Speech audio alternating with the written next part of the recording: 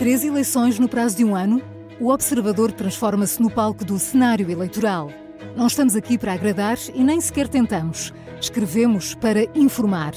Garanta o acesso a todos os conteúdos e acompanhe ao minuto.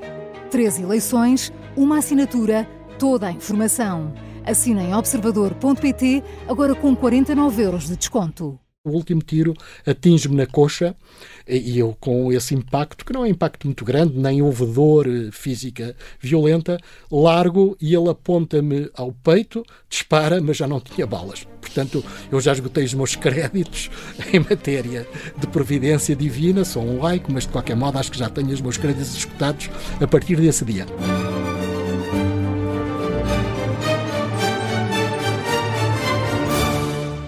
Olá, bem-vindos ao A Vida em Revolução. Eu sou Rui Ramos, historiador, e comigo está o Pedro Jorge Castro, jornalista. A Vida em Revolução é um programa em que vamos falar com pessoas que viveram a Revolução em Portugal em 1974 e em 1975, para tentar perceber como foi o seu cotidiano nesses tempos de mudança e de confronto político e o que pensam hoje, 50 anos passados, sobre essa experiência. O convidado desta semana é José Lamego, ex-deputado do PS, ex-secretário de Estado dos Negócios Estrangeiros, mas que durante o 25 de Abril era militante do MRPP. Rui, o que é que destacamos desta conversa? Sim, ele estava preso no dia 25 de Abril de 1974, uma das suas 3 prisões. Ele vai-nos falar disso, vai-nos falar também do trágica morte do seu colega, o estudante José Ribeiro dos Santos, em 1972, em que ele participa, enfim, está envolvido. Fica ferido até também. E fica ferido. E depois vai-nos dar uma ideia muito interessante sobre a divisão, uma espécie de divisão de gerações à volta do 25 de Abril, entre aqueles que participaram na luta política da oposição contra a ditadura e aqueles que vieram depois, e aparentemente aqueles que vieram depois, nos movimentos marxistas-leninistas de extrema-esquerda em que José Lamego estava, eram muito mais sectários, muito mais intolerantes do que aqueles que tinham tido a experiência anterior de luta contra a ditadura. É talvez uma revelação interessante daquilo que José Lamego teve para nos dizer. Ele que, entretanto, depois de 74, logo a seguir à sua libertação, se vai afastando do MRPP. E fica 10 anos até aderir ao Partido Socialista. Vamos então ouvir o José Lamego na primeira pessoa. Doutor José Lamego, bem-vindo ao programa A Vida em Revolução. No 25 de Abril tinha 21 anos, mas já tinha 3 prisões políticas no seu currículo. Se calhar começamos por contar um bocadinho esse percurso que o levou 3 vezes à prisão, a forma como começou a envolver-se na política, ainda no fim do Estado Novo, e os primeiros encontros com a PIDE. Bom, a minha socialização política começa ainda no liceu. Era um liceu que era intelectualmente de elite, que era o Pedro Nunes, e muito politizado.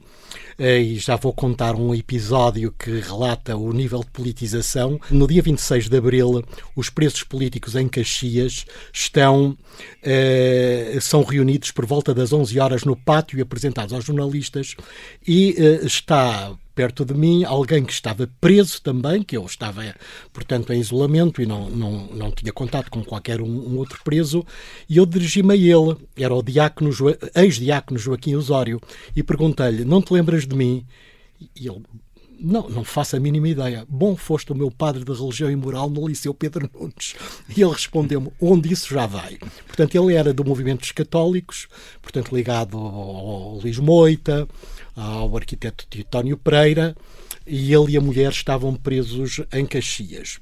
E, de facto, já em 69, por ocasião das eleições, se discutia muito já no Pedro Nunes se havia uma verdadeira abertura ou se era um processo de maquilhagem do regime. Isso era muito discutido já entre os estudantes.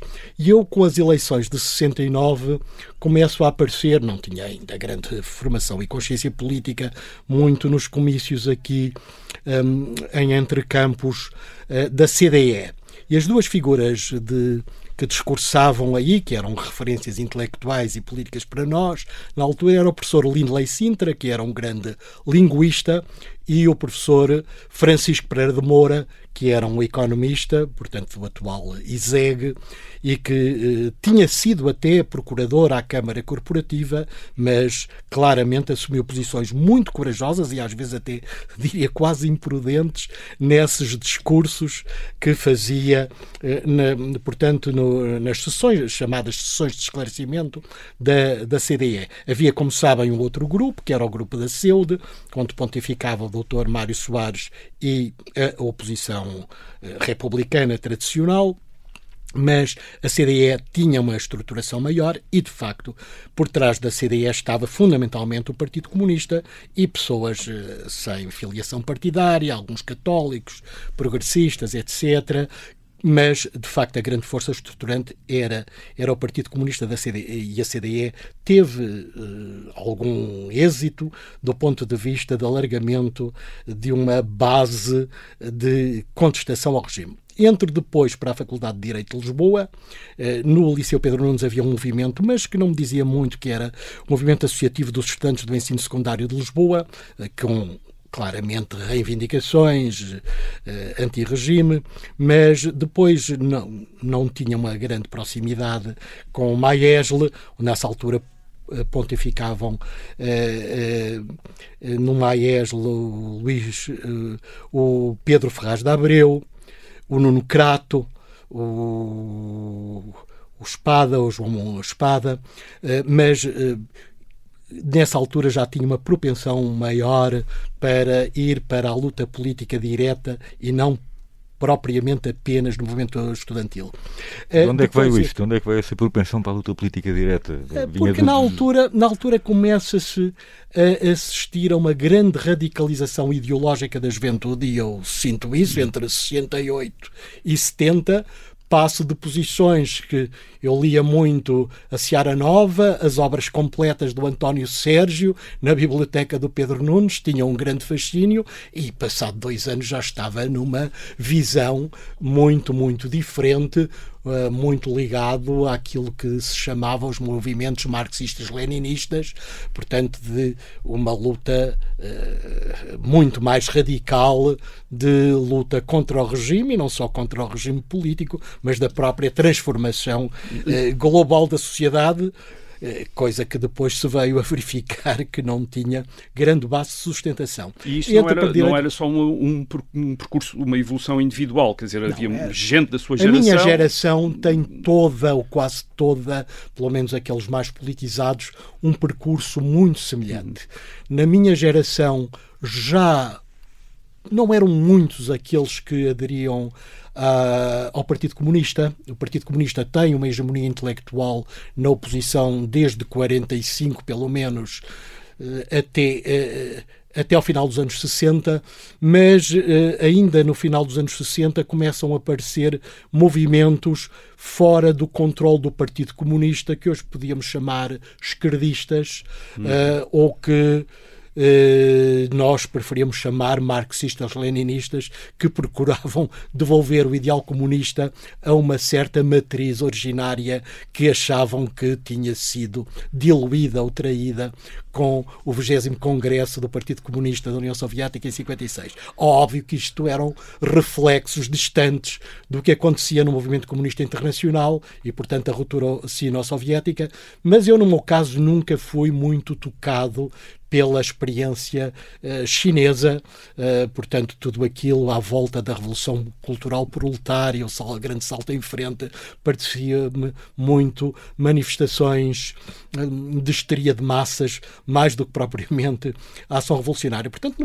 numa posição que, sem grande rigor conceptual, diria marxista-leninista, e é nesse contexto que entro logo na Faculdade de Direito, em finais de 70, sou logo eleito para a comissão de curso do primeiro ano e depois sou eleito para a Associação Académica da Faculdade de Direito de Lisboa.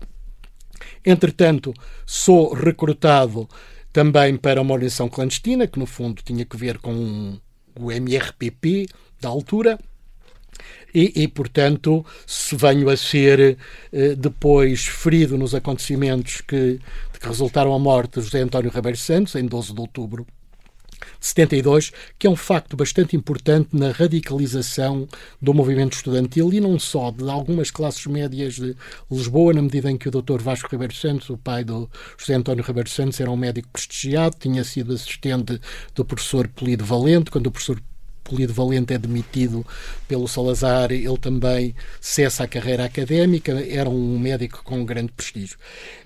Como é que está esse recrutamento? Como é que o aliciaram? O recrutamento como é que aliciam é fácil. para... Os estudantes mais ativos, havia alguém que se aproximava. Nessa altura o MRPP estava numa posição de consolidação, porque havia uma pessoa que tinha saído de uma pena de 6 anos de Peniche, que era o José Luís Saldanha Sanches, que entra ainda em Peniche como militante do setor estudantil do Partido Comunista Português e das Juventudes Patrióticas, salvo erro se chamava, que era uma organização frentista, mas que era, no fundo, o Partido Comunista Português. Ele rompe com o Partido Comunista em Peniche, aproxima-se da FAP, ou seja, Frente à Ação Popular, e o chamado Comitê Marxista-Leninista Português, que tinha como grande referência Francisco Martins Rodrigues, que era da Comissão Executiva do Comitê Central, isto é, da Organização do Interior da direção do Partido Comunista, tinha-se evadido com o Álvaro Cunhal e com os outros presos de Peniche, e depois, em 64, entra em ruptura com o Partido Comunista, funda o Comitê Marxista-Leninista Português e é, no fundo, a matriz inicial de um conjunto de pequenos grupos de extrema-esquerda que vêm depois a sobreviver até depois do 25 de Abril. E é nesse contexto que o José Luís Saldanha Sanches, quando sai, é cortejado por vários movimentos já esquerdistas, mas ele acaba por aderir ao MRPP, que era quem tinha mais estrutura ali em Direito e em algumas outras faculdades, e também ligeiramente nos setores da juventude operária, aqui em Alverca, Vila Franca, Alhos Vedros, portanto à volta de Lisboa, e era um movimento em estruturação, e o José Luís Saldanha Sanches dá uma experiência de organização que torna esse movimento mais forte, e portanto é nesse contexto que eu sou recrutado, finais de 71, princípios de 72, sou preso em 72, sou libertado em janeiro de 73, sou preso de novo um pouco antes do 1º de maio de 73, sou liberto 90 dias depois, que era o prazo dos interrogatórios, da prisão preventiva, e depois sou preso finais de janeiro, princípios de fevereiro, em Coimbra, e sou liberto em 74, já. Em 74, um dia depois do 25 de Abril, com negociações ainda algo complexas com os militares. Mas vamos só, se calhar, só explicar melhor cada uma dessas detenções. O que é que, por um lado, o que é que levou à detenção e depois também a sensação de um miúdo de 20 anos a ser preso. 19 anos na primeira vez, não é? A ser preso pela polícia política. Como é que isto, que impacto é que isto tem? A entrada na cadeia, enfim, também as estruturas que foi submetido. A reação das pessoas à volta, da família, dos amigos, enfim. Eu estava psicologicamente preparado para... Todos nós sabíamos que, ao entrar pela militância clandestina, que a prisão e a tortura seria uma eventualidade. Não sabia que seria tão rapidamente. Eu fui a Económicas, onde havia um meeting estudantil contra a repressão e a guerra colonial, salvo erro. No dia 12 de outubro, eu até estava a preparar a oral de Direito Administrativo, que seria no dia seguinte, com o Dr. Freitas do Amaral. Até estava, razoavelmente, eu era muito bom aluno, mas estava mal preparado. E fui lá por mera rotina. Não estava à espera que tivesse acontecido o que aconteceu. Houve uma imprudência, quer da direção da Associação Académica, quer da própria direção da faculdade, que foi identificado um elemento que eu julgo que era um informador do Serviço de Informações da PSP. Pensou-se que era um informador da PIDE. Ele telefona-se para a PIDE envia 2 agentes para identificar a pessoa afinal... Bom, e mal eles entram num anfiteatro que estava cheio de militantes estudantis, anti-regime, era óbvio que haveria algo de convulsão, e foi uma grande imprudência, quer da direção da PIDE, obviamente uma exfiltração de um agente far-se-ia com a polícia de choque ou com mais elementos e não nunca com 2 agentes. Portanto, houve uma imprudência da PIDE, houve uma imprudência da direção da Associação Académica, houve uma imprudência da direção da faculdade. Depois, há logo encontrões, eles entram, quando entram no anfiteatro, são logo insultados, assassinos, não sei o quê. Há encontrões, Quantos estudantes estavam no anfiteatro? Não sei, mas perto de 100, talvez, diria à volta de 100. E um puxa da pistola, e eu até estava ainda relativamente distante. Um dos agentes da PIDE puxa da pistola, dá o primeiro tiro e eu consigo saltar em cima dele e tentar dominá-lo. Ele, entretanto, o primeiro tiro atinge no tórax o José António Ribeiro Santos. Eu julguei até que tinham sido 2 tiros, mas agora, depois, a posteriori, verifiquei que tinha sido logo o primeiro tiro que tinha atingido o José António Ribeiro Santos. Eu envolvo-me em luta corpo a corpo com ele, consigo dominá-lo, dominar a mão, e só o último tiro ele abre as pernas e, portanto, o último tiro atinge-me na coxa, e eu, com esse impacto, que não é um impacto muito grande, nem houve dor física violenta, largo e ele aponta-me ao peito, dispara, mas já não tinha balas. Portanto, eu já esgotei os meus créditos em matéria de providência divina, sou um laico, mas de qualquer modo acho que já tenho os meus créditos esgotados a partir desse dia. De modo que eu depois refugio-me, sou levado para o hospital de Mas antes Santa Maria. Momento, antes de fazer ao agente da PIDE, percebeu que podia ter morrido nesse momento? Não? Só se percebe isso muito depois, não é? Na altura não se percebe nada. Eu, se me pedissem para descrever o que é que aconteceu nesse dia, só me lembro de estar em luta corpo a corpo com ele e Mas estar foi a julgar... o único que teve o instinto de tentar pará-lo, digamos assim. Só estive em luta corpo a corpo com ele e, portanto, não olhava nada ao que estava a passar-se à minha volta. Portanto, não vi mais nada. Só vi quando eu saí, não vi mais ninguém. Saí e refugiei-me numa arrecadação. A faculdade estava em obras, a arrecadação onde me refugiei estava cheia de sacos de cimento e de baldes, portanto escondi-me atrás deles e ele saiu. Sangrar? Não. Pouco. A bala entrou e saiu, felizmente, e entrou entre o fémur e a femoral. Portanto, tive uma sorte terrível, porque, como sabem, a femoral é de onde os toureiros morrem. Se me tivesse atingido a femoral, eu teria ali provavelmente morrido. Depois sou levado por um estudante de medicina, o Júlio Pego, e um outro que nunca mais vi, sou levado a Santa Maria. Depois Santa Maria não tinha competência territorial, sou levado a São José. Em São José, o Pedro Ferraz de Abreu e o pai, que era médico da Marinha, vão lá oferecer-se para me fazer sair do hospital, porque eu já não corria perigo de vida durante essa noite, e ir para Paris. Mas nós, na altura, achávamos que ir para o exílio, que era uma prova de fraqueza e que devíamos cá ficar, etc, etc. Não aceitei.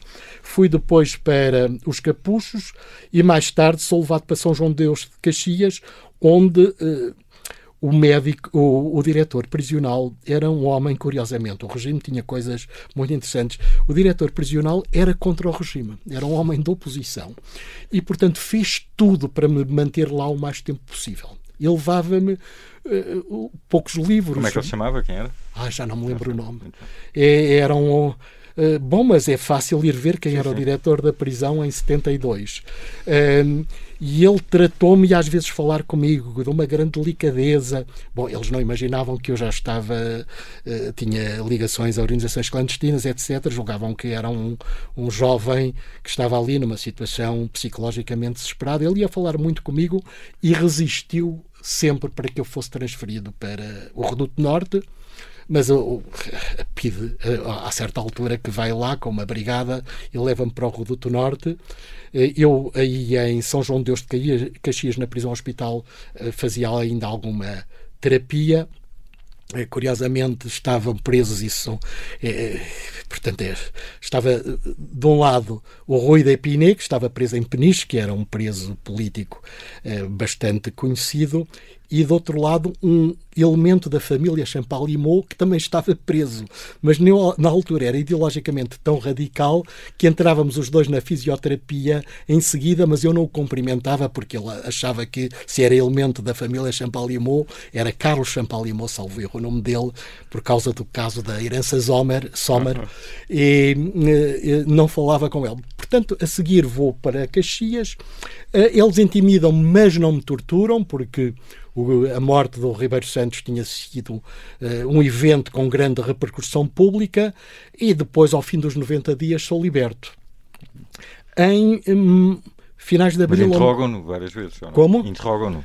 Não, fazem-me umas palhaçadas, que era pôr filas de uns tipos encorpados, eu passava pelo meio, eles faziam que me batiam para ver como é que eu reagia, tentavam-me interrogar, mas não fui submetido à tortura de sono. Portanto, estava ali 2-3 horas, olhávamos para o ar, etc.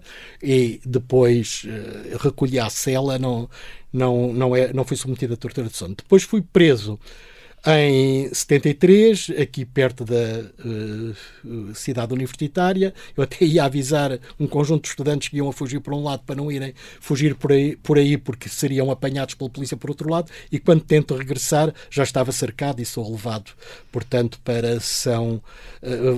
sou levado primeiro para o pé de São Carlos, que era a PSP, e depois sou levado para a prisão de Caxias.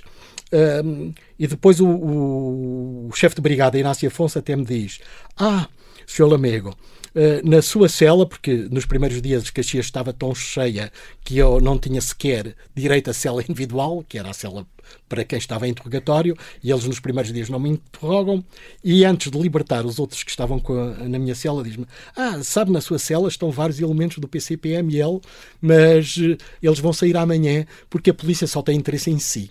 E eu tinha uma ideia que aquelas pessoas eram próximas, eles não estavam organizados em termos de estrutura clandestina, mas estavam sob a influência desse pequeno grupo PCP-ML. Como é que eles sabem isso? Isso foi uma cartada psicológica que o Inácio Afonso jogou contra mim. O facto é que eles tinham um informador infiltrado, um jovem estudante que estava infiltrado e recebia algum dinheiro e que dava informações. Portanto, eu sou depois posto a isolamento, tenho 2 períodos de tortura de sono, 6 mais 7 dias. Tenho também um período de segredo. O segredo, eu acho que as pessoas ligadas aos órgãos de comunicação social deviam ir visitar o segredo, o que era o segredo na parte de trás de Caxias, que era um buraco profundo, sem luz, só com um tubo, onde eu estive lá no mês de junho, com calor, e passei um frio terrível, éramos mordidos por insetos, etc, etc. Bom, uma coisa nada agradável. Tive 6 mais 7 dias, sou liberto. Depois, com receio de ser expulso aqui da Faculdade de Direito, transfiro-me para Coimbra. Sou preso em Coimbra numa ação de... já agora, como é que a família ia reagindo a isto tudo? Como é que ia acompanhar? Eu percebo que para a minha família era uma grande carga psicológica, não é? A minha família não era politizada e, portanto, não era...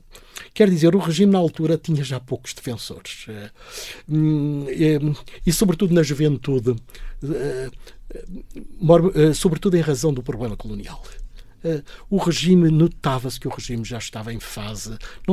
Eu pensaria que o regime, sobretudo quando há a proclamação da independência unilateral da Guiné-Bissau em Medina do Bué, em 24 de setembro de 73, a minha conclusão foi: isto dura mais 4-5 anos. Durou mais 7-8 meses, mas tínhamos a ideia que o regime estava no estertor, ou ia ser muito difícil que o regime sobrevivesse. Todavia, eu a primeira vez que sou advertido, porque havia uma determinada formatação ideológica e nós estávamos à espera da queda do regime por via de uma revolução popular e não por via de um movimento militar. Mas há uma pessoa na Figueira da Foz, onde eu ia muitas vezes, que me diz: vocês não acreditam nisto, mas estejam muito atentos ao que se está a passar nas Forças Armadas. Isto em setembro de 73, ainda setembro de 73. Mas as nossas informações que íamos tendo das Forças Armadas era do golpe ligado ao Causa.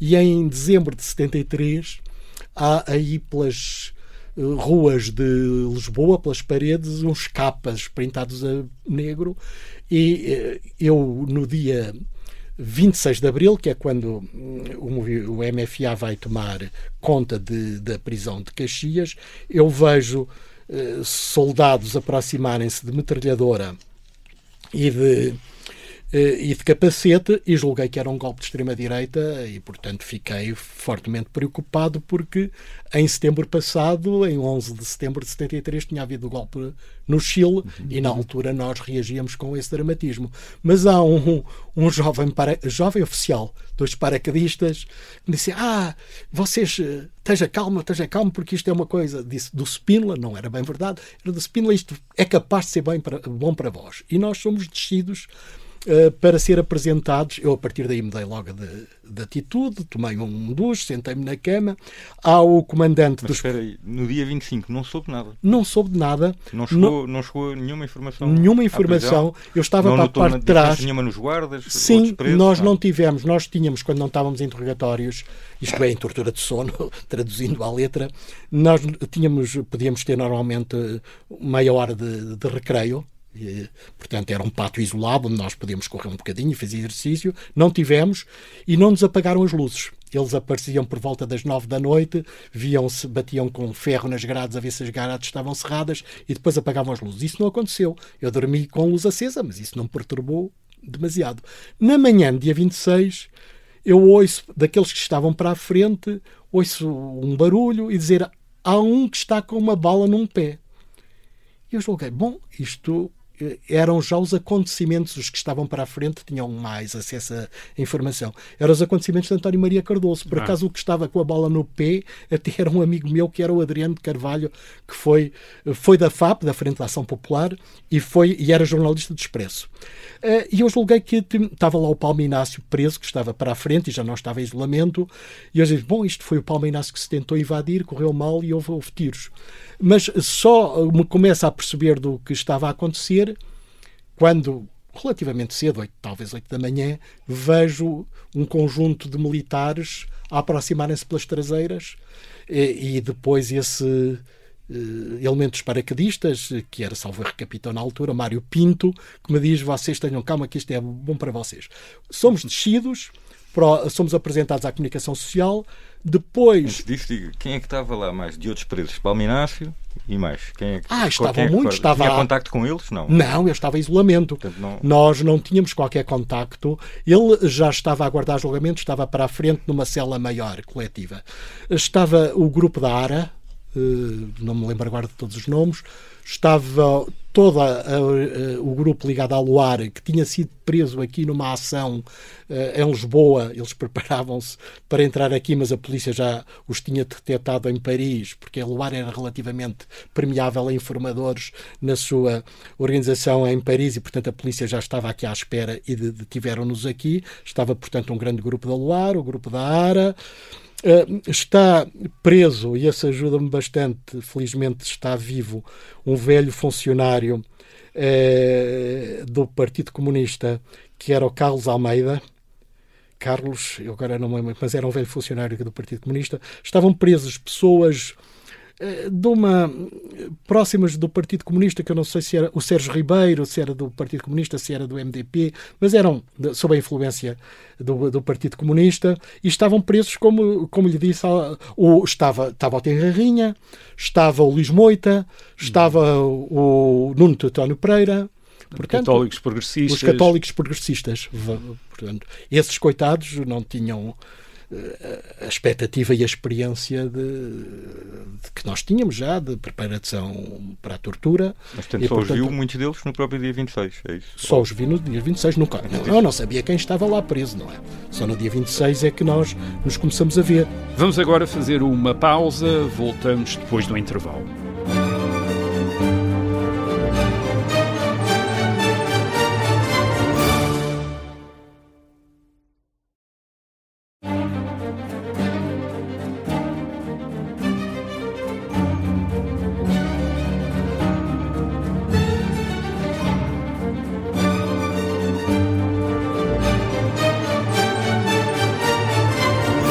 Vamos agora para a segunda parte da conversa com José Lamego. Nesse dia 26, sabia-se na oposição que esses grupos e essas individualidades às vezes estavam divididas por grande sectarismo até. Houve algum sentimento de comunidade, de estarem juntos, isto é, de alegria em conjunto, ou havia distâncias, mesmo no dia 26? Como é que foi? Havia distâncias, eu posso contar alguns pormenores, não os vou contar todos, porque acho que devo também respeito à memória de algumas pessoas. Mas a primeira pessoa, primeiro foi o comandante Xavier dos Fuzileiros, que me viu, porque é que você está aqui, abre-me a portinhola da cela, e depois há um militante da ARA que me abre a portinhola, viu que era eu e bateu com a portinhola, portanto, ainda um grande sectarismo. E quando nós somos reunidos da parte da tarde e a junta, aliás, o Spínola tinha nomeado um inspetor adjunto para a reestruturação da PIDE e tinha a ideia que nós não nos apercebemos exatamente do que era. O que nos chegou é que os perigosos não podem sair. Ah, sim. E que estavam ligados às organizações armadas. Os chamados crimes de sangue ou homicídios, que era o caso do Francisco Martins Rodrigues e o Rui da Piné, que tinham morto um informador infiltrado, que era o Mateus. O José Pedro Castanheira, ainda recentemente, há 15 dias, fez uma notícia no Expresso sobre isso, uma notícia muito bem feita, ou que tinham outro tipo de atividades. Somos reunidos todos na mesma sala e eu sou o primeiro a usar a palavra. E eu digo, em democracia não há preços políticos, nós não aceitamos negociar. E há uma pessoa entre o PC e o MDP que faleceu recentemente e que me diz esquerdista. Até que vem esse, felizmente, vivo, mas deve ter para cima de 85 anos, José Carlos Almeida, que diz: o rapaz tem razão. Era dirigente na clandestinidade do PCP ali na zona do Porto, mas simpatizou logo comigo, apesar de ser do PC. Aquela gente mais nova, mais da orla do PC, não simpatizavam muito comigo, mas este simpatizou comigo e disse: o rapaz tem razão, e a partir daí criou-se ali, com a autoridade política que ele tinha, uma unanimidade que nós nos recusávamos a negociar. E, portanto, por volta aí nós tínhamos 2 advogados que entravam e saíam, que era o Palma Carlos, o Manuel João, não o Adelino, o Manuel João da Palma Carlos, e o meu advogado, que era o José Maria Martins Soares. Isto é um mundo pequeno. José Maria Martins Soares era advogado num grande escritório que era da professora Andréa Gonçalves Pereira, mas estava politicamente muito próximo de nós. E lá fora estava o Jorge Sampaio, o que veio a ser depois o meu patrono de estágio de advocacia, Xencora Camotim, estava o Zé Manuel Galvanteles, estava o Sousa Tavares pai, julgo que o Miguel Sousa Tavares ainda não estava licenciado, mas também lá estava com o pai, o José Augusto Rocha, mais próximo da extrema-esquerda na altura, e, portanto, não há negociação, e por volta já muito tarde, 11, meia-noite, 11, mais depois das 11, nós não tínhamos relógio. Portanto, os presos não têm relógio, até por...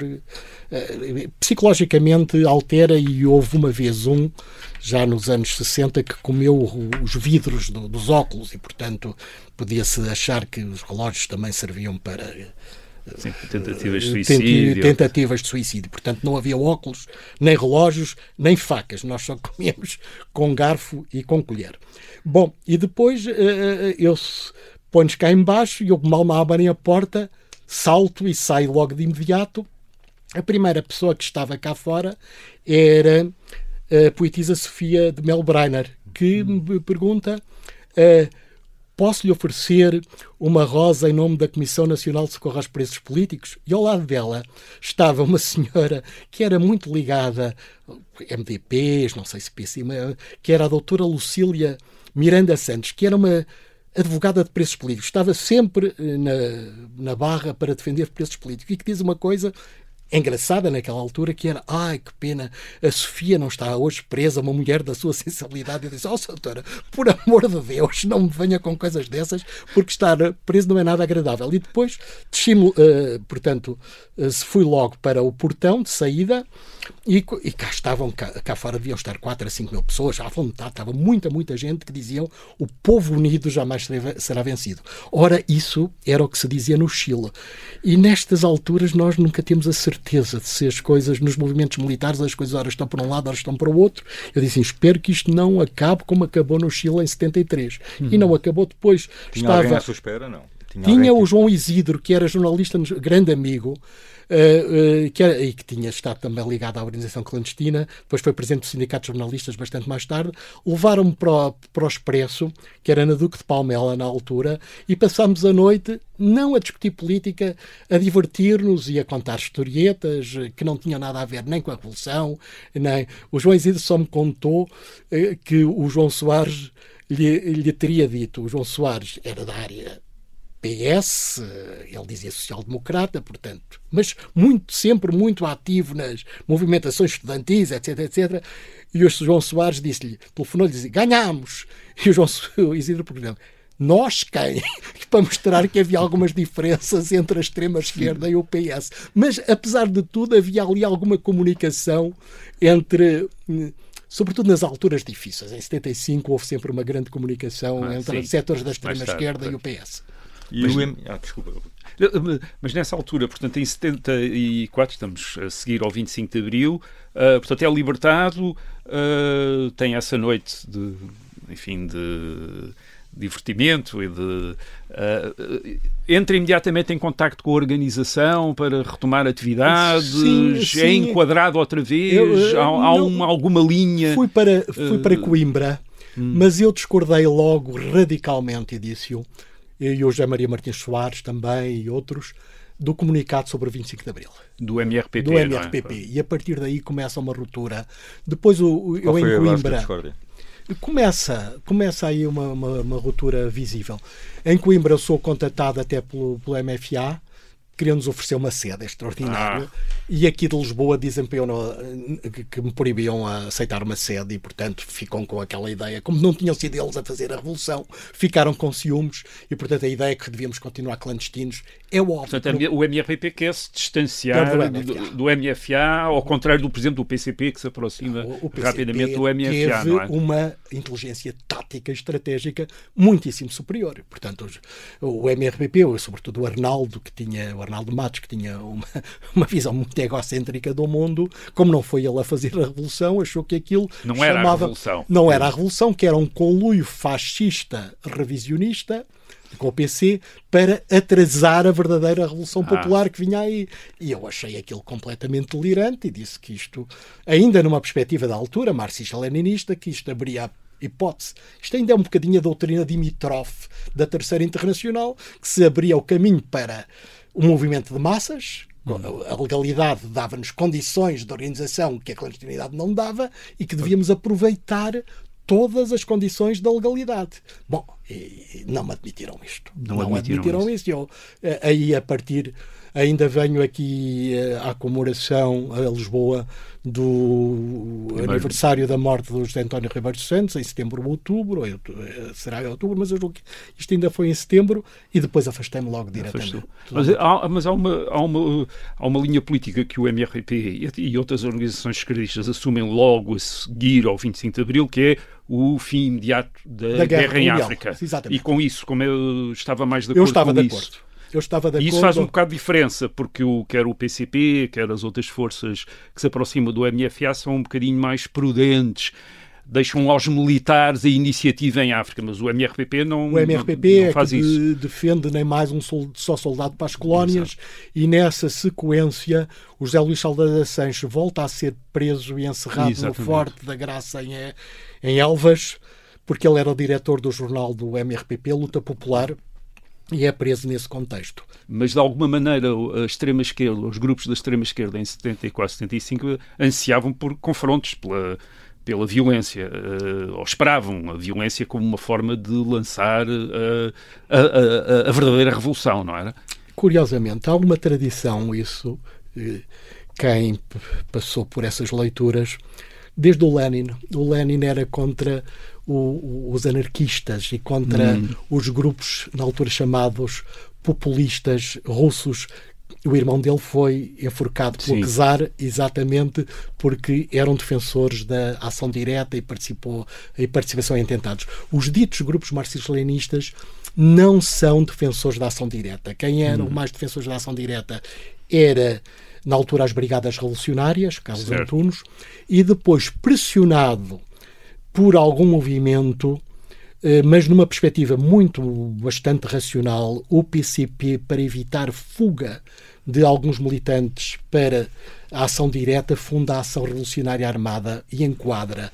Isto ainda antes de 74. Antes de 74, dirigida pelo Jaime Serra e pelo Raimundo Narciso, que era o número 2, que é uma pessoa com quem eu mantenho contatos pessoais regulares, e eles lançam algumas ações de sabotagem contra o aparelho colonial. Aliás... Mas o MRPP nunca pensou nisso? Nunca pensou. Nem antes, nem depois de 74? Não tinha estrutura, não tinha capacidade organizativa e nunca pensou. Na altura, o MRPP estava mais interessado na organização de células de empresa, de fábricas, de alguma ligação ao movimento operário, de estrutura clandestina, de convocação de manifestações, entrada também nas Forças Armadas, através de uma chamada Resistência Popular Anticolonial, que era um segmento do MRPP, e havia também um grande movimento de uma organização dita frentista, que eram os Comitês de Luta Anticolonial, CLAC. Começam por ser comitês de luta de apoio a Coimbra, à greve de 69, e depois radicalizam-se e tornam-se numas estruturas clandestinas, algumas ligadas ao PCPML, portanto fora da órbita do Partido Comunista Português, ao PCPML, mas a maioria ligadas ao MRPP. Mas nunca houve no MRPP nenhuma discussão sobre ações de sabotagem, até porque também não haveria... Primeiro, isso não condizia com a ideologia, entre aspas, marxista-leninista, e segundo, não havia condições organizacionais. Mas o objetivo da infiltração poderia ser esse, ou não?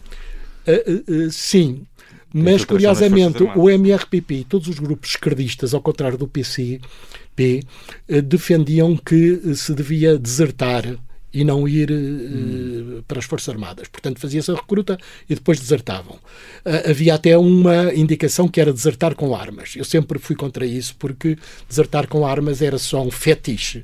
Porque uma coisa é desertar e já apanhava uma pena de prisão grande. Desertar com armas, a pena de prisão era muito maior, e sempre aconselhei as pessoas que quisessem desertar, não desertava com armas. Depois havia algumas hipóteses de os meter fora. Por exemplo, o Nuno Teutónio Pereira e o grupo dos católicos tinham ali uma casa em Marvão, e era uma maneira de pôr pessoas em Espanha e depois em Paris, e em Paris tinham apoios até para ter autorização de residência, alguns apoios, etc, etc.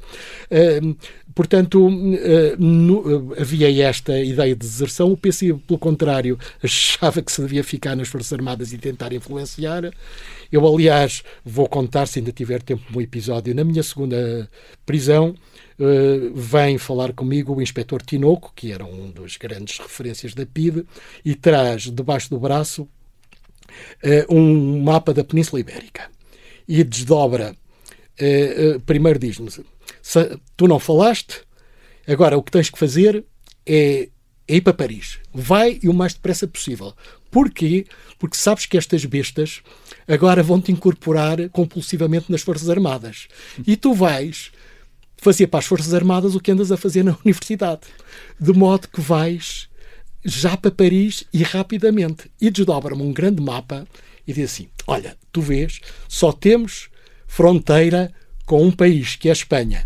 E, portanto, nós perdemos as colónias, como vocês dizem, e Espanha engloba-nos. Portanto, ele ainda era um nacionalista dos anos 30 que achava que me podia ainda comover com um discurso patriótico de dizer, no momento em que... Eles estavam convencidos que a perda das colónias implicava a perda da independência portuguesa. Muitos deles, não sei. Foi. Mas voltando depois ao 74, portanto, está em Coimbra. Ainda tem o contacto do MFA para lhe oferecer uma sede para o MRPP, quer dizer, que a direção não aceita, mas ainda mantém algumas atividades, por exemplo, 1º de maio de 74. Sim, nós ainda faz o 1º de maio era um 1º de maio muito sectário, que eu já não acreditei muito nisso, fora do PC e da CGTP, que era chamado 1º de maio vermelho. Exatamente. E depois, a partir do 28 de setembro, que ainda presenciei, ainda afastei-me completamente. E esse afastamento foi como? Quer dizer, disse-lhes que não contassem consigo? Ou... Sim. E estamos a falar de pessoas que não eram apenas seus correligionários, mas seus amigos também. Sim. Como é que foi esse afastamento? Eles nunca quiseram assumir bem a minha ruptura, porque eu tinha sido protagonista no caso de António Ribeiro Santos, e era uma referência, de modo que diziam que eu tinha um comportamento firme na polícia, mas que ideologicamente não passava de um social-democrata burguês. Portanto, diziam que eu era burguês e que tinha gostos burgueses, o que não é. Nós éramos de um puritanismo nos hábitos terríveis, bastante hipócritas, mas de qualquer modo havia uma mentalidade de um puritanismo no sentido quer de costumes, quer de propriamente o modo como se vivia, de uma escassez de recursos, etc. Portanto... Como é que se fazia? Quer dizer, como é que era? Isto é, por exemplo, estranhavam...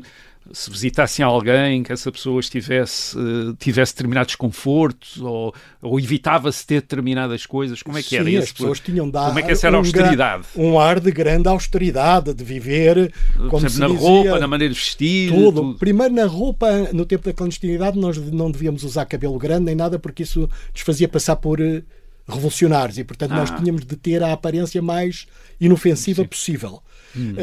Mas devia ser uma mentalidade espartana. Uma mentalidade espartana. Estranhavam isso uns aos outros, por exemplo, pois, notavam... Sim, se alguém aparecesse mais bem vestido ou se comesse num restaurante um bocadinho... Nós também não tínhamos dinheiro, éramos estudantes, mas era logo acusado de desvio burguês, portanto havia uma mentalidade persecutória de um ultrapuritanismo completamente disparatado, que curiosamente não existia antes do 25 de Abril. O MRPP, maior, depois as jovens gerações é que se tornam mais puritanas e mais 74, radicais. 75, até 74, 75, sim. Porque nós líamos muito os surrealistas, líamos muita coisa, o Laclos, Boris Vian, líamos muito, éramos muito ecléticos, mas depois do 25 de Abril aquilo torna-se, e ainda um bocadinho antes, mas torna-se uma coisa concentracionária. Militarizada. Quer dizer, portanto, não é nada ao espírito do maio de 68, da libertação dos costumes, não. Havia debaixo da mesa, mas ostensivamente ninguém assumia isso. O que é que havia debaixo da mesa? Hipocritamente, as pessoas faziam o que bem lhes apetecia, mas depois ostentavam um grande puritanismo. Pois. E, portanto, isto é... vão viver, quem continua enquadrado no MRP, portanto, vai viver a Revolução com um grande constrangimento. Isto é, o constrangimento pessoal no sentido uma dedicação, é uma coisa concentracionária, isso que me afasta também, uma renúncia a toda a vida pessoal, vivem exclusivamente naquela bolha, um ultrasectarismo entre os grupos de extrema-esquerda, para além do ódio ao PC, que era retribuído, claro, um ultrasectarismo entre os diversos grupos, entre a UDP e o MRPP. Sim, até porque há confrontos, não é? Há os confrontos de que resulta a morte de um estudante Alexandrino de Sousa, do MRPP, isso já em 75, portanto era um ambiente de grande confrontação. E em 75, quando o MFA se volta também contra o MRPP, em maio, não é afetado por isso, isto é, não envolvem nessa... Não, mas é curioso, e eu vou-lhes agora contar uma coisa que é capaz de ser em primeira mão. Essas prisões beneficiaram das fichas da PIDE. Portanto, alguém usou, e foram à minha casa, em Coimbra, na altura...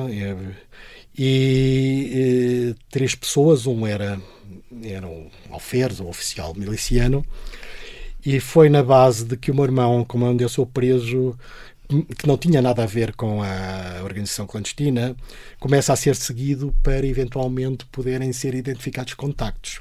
E com base nessas fichas ele vai ser preso. E eu tinha chegado nessa madrugada, vim de Viseu, onde estava a dar aulas na escola comercial, e abrem a porta e vejo pessoas como metralhadora, e eu disse-lhe assim, eu fui preso, não sabia o que era, e eles não sei o quê, e eu disse-lhe, eu fui preso 3 vezes pela PIDE. Nunca fui preso sem disparar em tiros. De modo que se me quiserem levar, não me vão levar sem disparar. E estava preparado para saltar pelas traseiras da casa.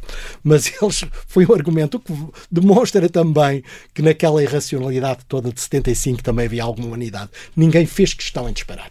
Portanto, o meu irmão foi preso, teve lá 8 dias, perceberam que ele não tinha, quer dizer, que ficou ali um herói para as jovens de Coimbra, que como tinha sido vítima de uma repressão, mas não foi interrogado, não lhe fizeram nada, perceberam portanto, que ele não tinha nada a ver com organizações clandestinas, mas a informação de base vinha ainda da PIDE. Portanto, quando o COPCON, em maio de 75, portanto, faz aquelas prisões de centenas de militantes do MRPP, não é? Aqui na sede. Mas eu já estava afastado. Já estava afastado, mas acha... Mas eles não sabiam, talvez não soubessem. Não soubessem, e acha que eles estavam também a operar com base nas informações que tinham recolhido dos arquivos da Só PIDE. Podia ser. Eles não tinham informações de pessoas que não prenderam diretamente aqui na sede de Álvares Cabral se não tivessem informação escrita sobre quem poderia eventualmente ser. E nessa altura, em 75, portanto, enfim, estava a dar aulas, estava a concluir a sua licenciatura, não é, em Direito, mas sentiu que o país podia ficar perigoso para si, quer dizer, por exemplo, se o PCP assumisse aquela direção da situação como desejava, que o pudesse identificar como inimigo ou como um potencial inimigo?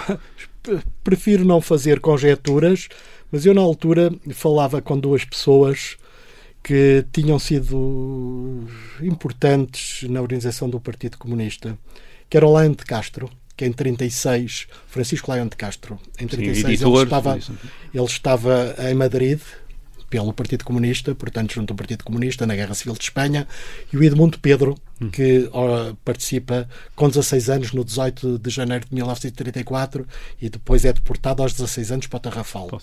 Está há 10 anos.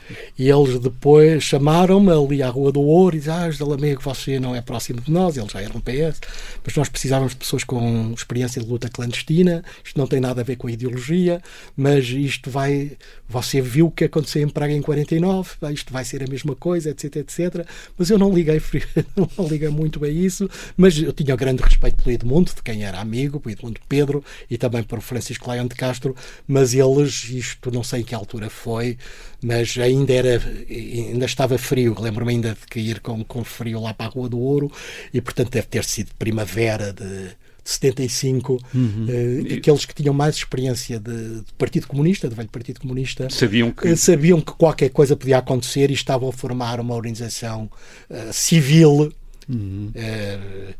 Mas felizmente depois os militares tomaram conta do assunto, estas matérias devem ser entregues a militares e não a civis. Mas nessa altura, portanto, já estava em contacto ou tinha amizade com o Edmundo Pedro, com pessoas que estavam no Partido Socialista já nessa altura.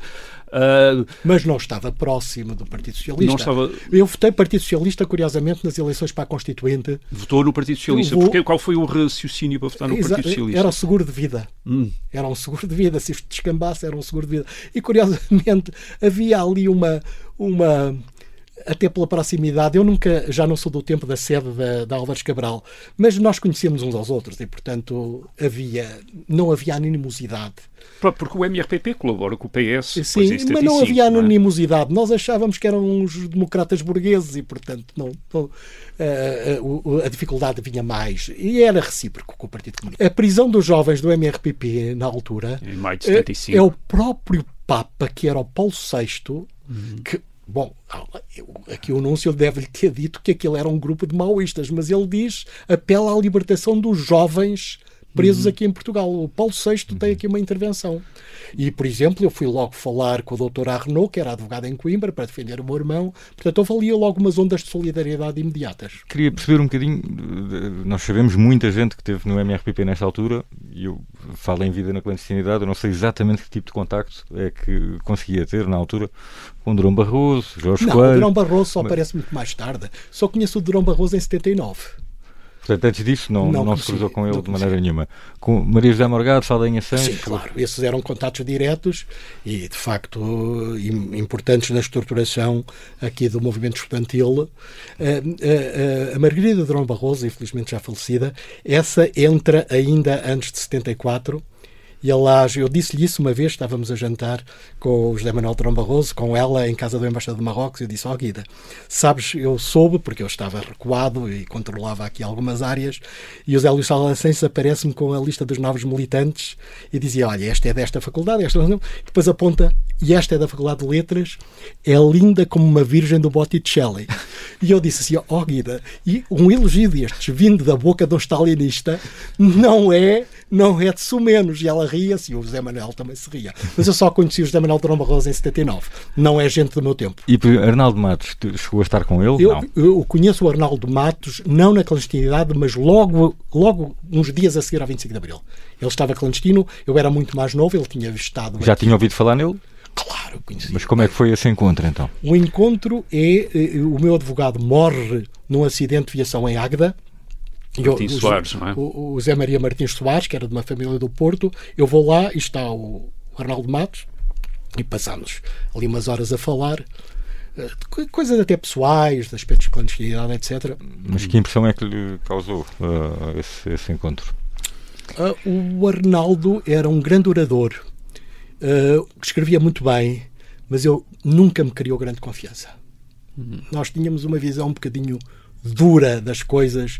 Quem de nós não tivesse passado pela polícia, pela tortura, contava pouco.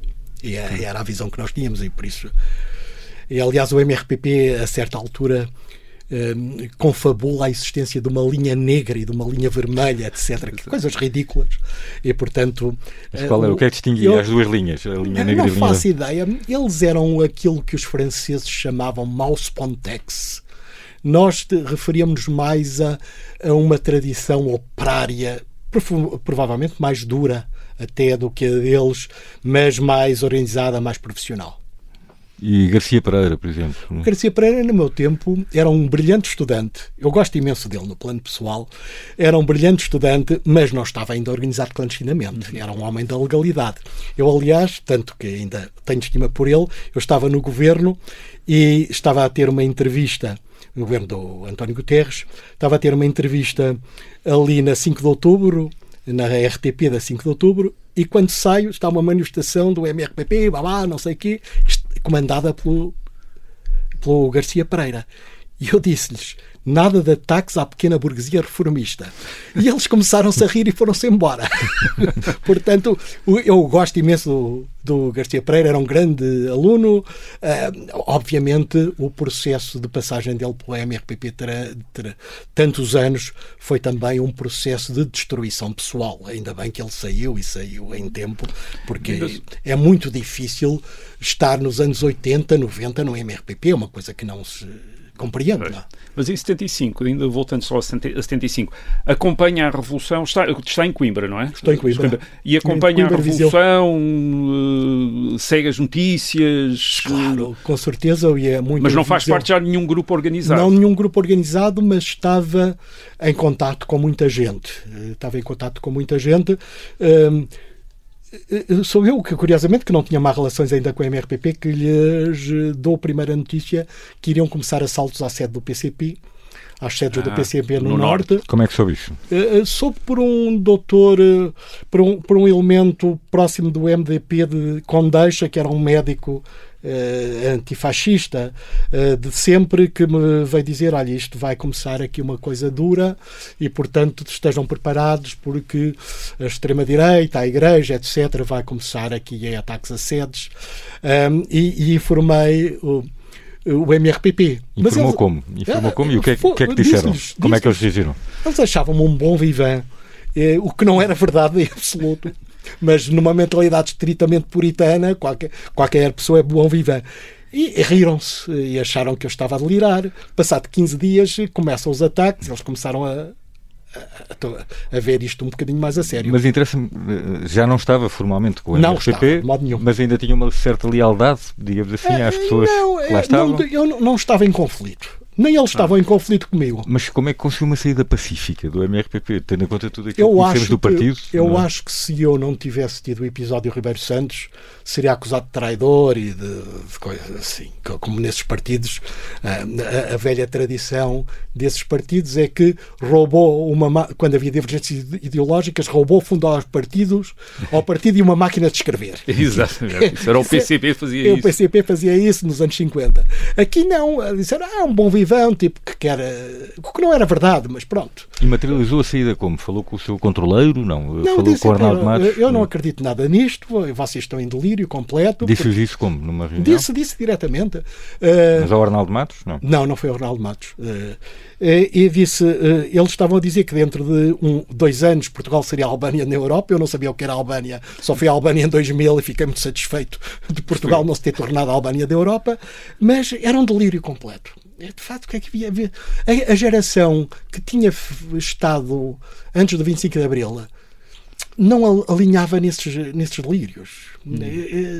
Havia um pouco mais de realismo, apesar de tudo. Isso é um ponto importante, já o referiu há pouco, mas para si, aqueles que tinham estado na clandestinidade antes de 74 ou que tinham participado na luta política de resistência à ditadura eram um pouco mais... lúcidos, digamos, mais realistas do que aqueles que vieram depois de 70, sem dúvida. Do 25 de Abril de 74, que são mais ideológicos, mais sectários. Sim. Há ali uma onda de irracionalidade que me faz... Há uma coisa que eu tenho muito medo. Eu tenho medo da violência, mas pior que a violência é a violência de massas.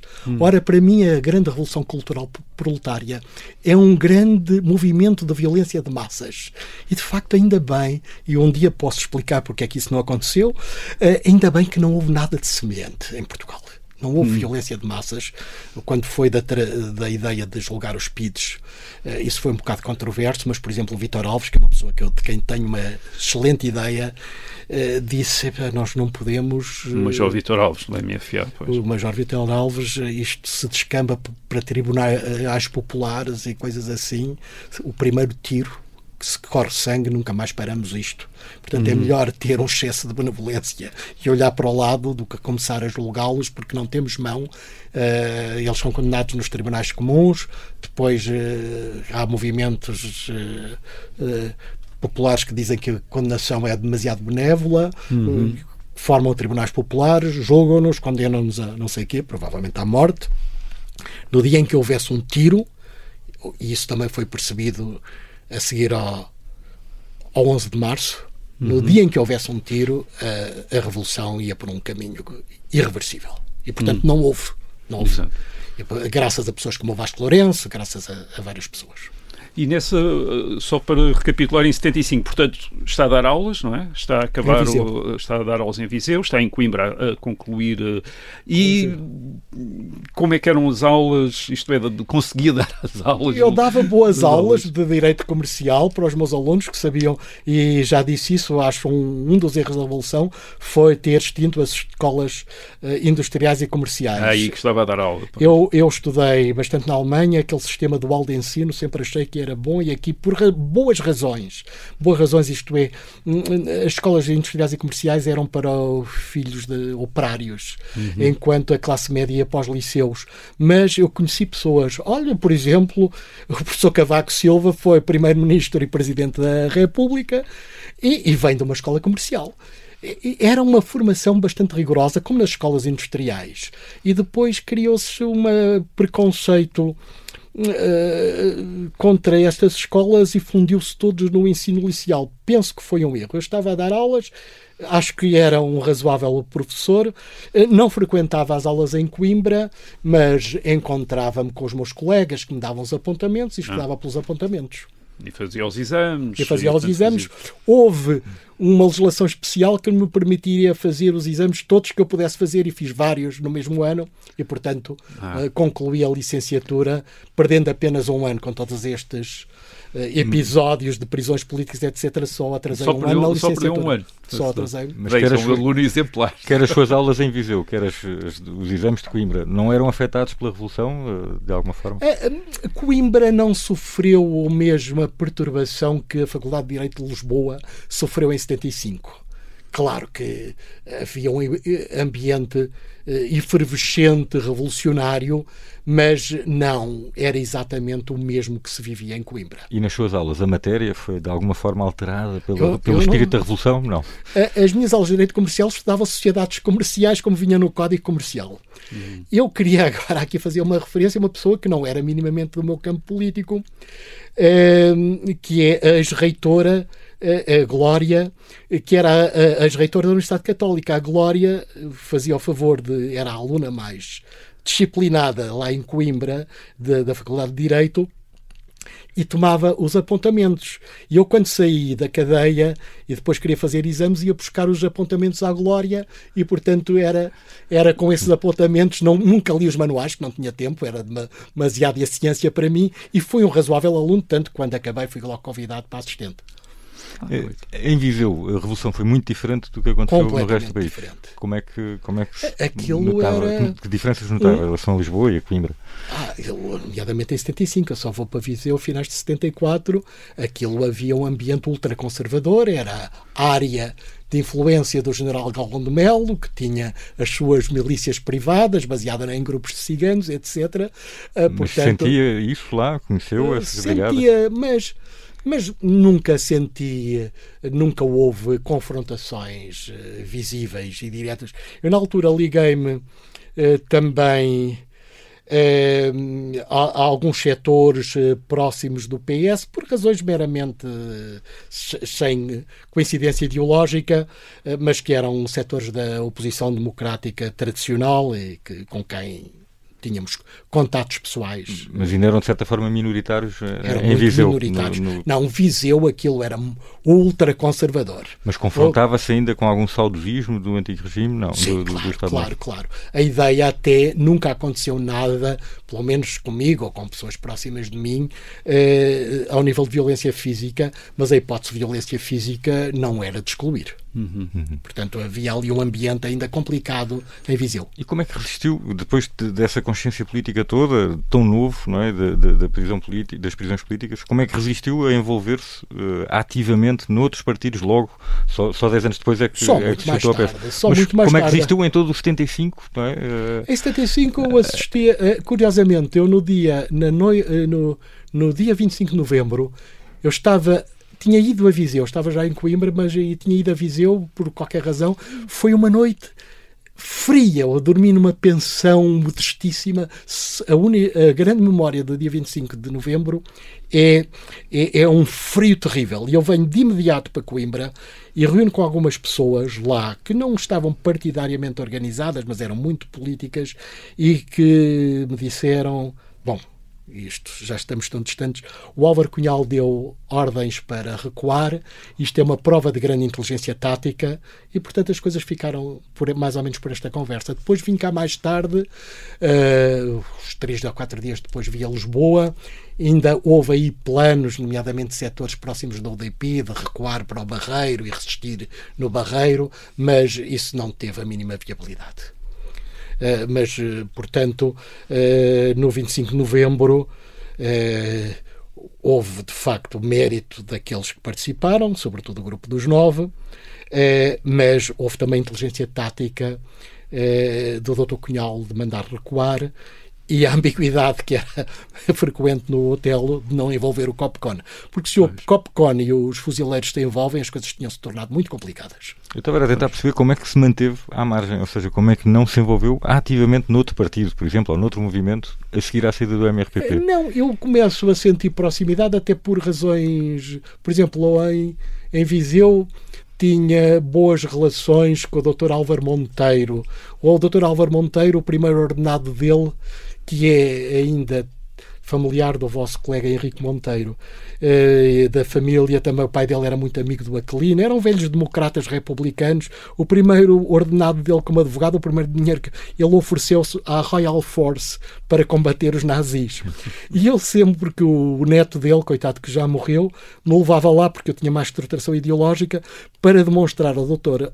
Álvaro Monteiro que os democratas burgueses em Espanha tinham traído a Revolução e que a Revolução tinha sucumbido ao fascismo, ao Franco, por causa da traição dos democratas burgueses. Eu lembro-me do doutor Álvaro Monteiro deitar as mãos à cabeça perante estes disparates e ficar, coitado, ele gostava muito de mim, mas ficar bastante impressionado com este discurso, porque é que a Revolução Espanhola tinha falhado por causa da traição dos democratas burgueses, o que não é minimamente verdade. Quando acaba 75, a Revolução, não é propriamente uma das pessoas que ficasse nostálgicas do período revolucionário. Pelo contrário, eu apercebi muito rapidamente, sobretudo com o que era a grande Revolução Cultural Proletária, e depois mais tarde o que tinha sido o stalinismo, lendo alguns livros, do que aquilo tinha sido. Li o Vitor Sérgio, li várias coisas. Portanto, tomei distâncias imediatas relativamente a esse tipo de ideologia. Fiquei ali a pairar um pouco, mas não esse peditório. Nunca mais dei. Saudosismo revolucionário, não. De modo nenhum. Portanto, não e acompanhou também a evolução de muitos dos seus antigos correligionários do MRPP também, que fazem também uma evolução depois a seguir a 75. A minha geração, sobretudo, muitos ficaram muito afetados por uma experiência que é uma experiência total, não digo totalitária, de entrega total. Aqueles que estiveram mais antes de 74 aproximaram-se bastante, alguns do PS. Não, a maior parte deles ficou enfastiada da vida política e afastou-se, sobretudo aqueles que tiveram mais tempo e foram mais, no fundo, cilindrados por essas experiências totais. Depois é curioso, quando o PS perde as eleições claramente em 85, muitas dessas pessoas, não só desses grupos ditos marxistas-leninistas, mas, por exemplo, do MES, etc., não de todo o MES, o grupo Jorge Sampaio adere ao PS muito mais cedo, mas outros que não tinham saído com o Jorge Sampaio aderem ao PS com a derrota do PS e depois com uma das lutas mais empolgantes em que participei na vida, que foi a candidatura presidencial do Dr. Mário Soares, portanto, em finais de 85. Em finais de 85 e 86. Exato. Exatamente, eleito em janeiro de 86, que se parte com 3% nas sondagens, depois a 8%, depois com a ideia de se passássemos à segunda volta talvez sobrevivêssemos, e depois passou-se à segunda volta. E houve alguma espécie de solidariedade entre os ex-MRPP ao longo da sua vida política? Eu ainda com Ana Gomes, com João Rodrigues? Não, eu com a Ana Gomes não tenho relações pessoais e faço questão em não ter qualquer tipo de relação pessoal. Mas, até porque não me lembro dela na luta antifascista. Portanto, outros com melhor memória são capazes de lembrar. Mas eu ainda sou convidado, sobretudo por gente de extração operária. Era a juventude operária aqui à volta de Lisboa. Vou muitas vezes almoçar com eles. E tratamos bem e eles não me fazem qualquer reparo, portanto são pessoas de orientações ideológicas. É curiosamente, há ainda uma cultura operária comunista que passa de pais para filhos, que é no fundo de uma certa aristocracia operária, em que esses jovens operários têm uma grande cultura, nomeadamente ideológica e histórica. E essas pessoas que depois, alguns até chegaram ao técnico, ao Instituto Superior Técnico e formaram-se, etc. Mas são pessoas com uma curiosidade histórica e com um nível cultural muito, muito interessante. E ainda almoçamos com alguma frequência. Ainda mantém esses contactos? Mantenho esses contactos, mas não é para fazer nenhuma revolução. Podem estar à vontade. Podem estar muito à vontade. Foi um gosto. Foi um gosto. Muito obrigado. Muito gosto. Muitíssimo obrigado.